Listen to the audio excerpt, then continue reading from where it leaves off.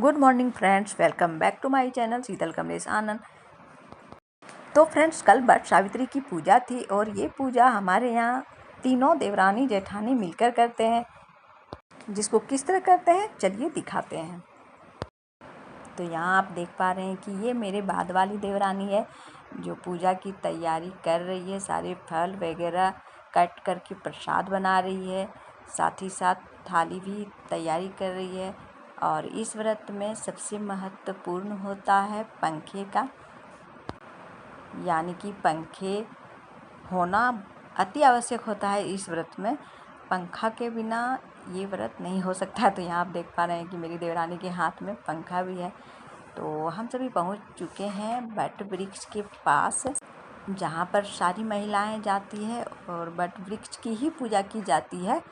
यहाँ पर तीनों मिलकर पूजा कर लिए और इसके बाद हम सभी आ रहे हैं वापस अपने घर।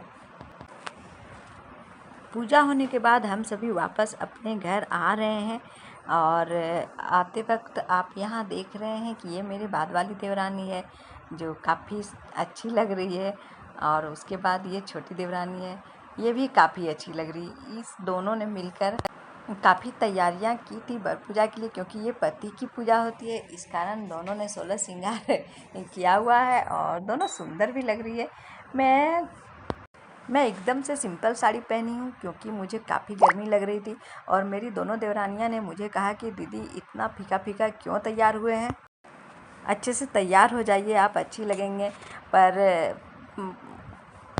मुझे काफ़ी गर्मी लग रही थी। मैंने बोला नहीं नहीं, तुम लोग तैयार हो जाओ, तुम लोग छोटी है। और मैं पहले काफ़ी तैयार होती थी पर अब थोड़ा कम होती हूँ। तो इस तरह से हम सभी बातें करते हुए अपने घर की ओर वापस आ रहे हैं। और ये मेरे रास्ते का कुछ व्यू।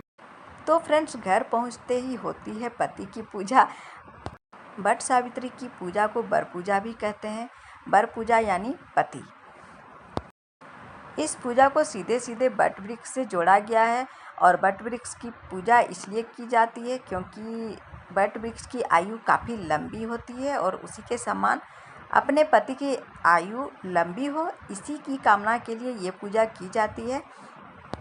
तो सबसे पहले पति के पैर धुलाए जाते हैं, उसके बाद आरती की जाती है। आप यहाँ देख पा रहे हैं कि जिस पंखे की पूजा की गई थी उसी पंखे से पति को हवा भी करना होता है।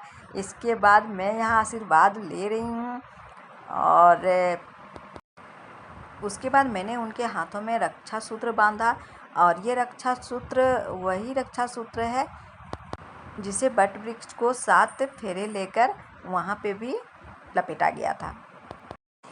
रक्षा सूत्र बांधते बांधते मेरे पति बोलते हैं कि हाँ, आज भर मेरी इज्जत कर लो, बाकी कल के बाद मेरी इज्जत क्या है ये तो मुझे ही सिर्फ पता है। तो इस तरह से हम दोनों मजाक कर रहे थे। इसके बाद फिर मैंने उनको प्रसाद खिलाया, चरण स्पर्श किए और बाद में फिर उन्होंने भी मुझे प्रसाद खिलाया। तो फ्रेंड्स, ये था मेरा वट सावित्री पूजा। यदि आपको अच्छी लगे तो एक लाइक, शेयर और कमेंट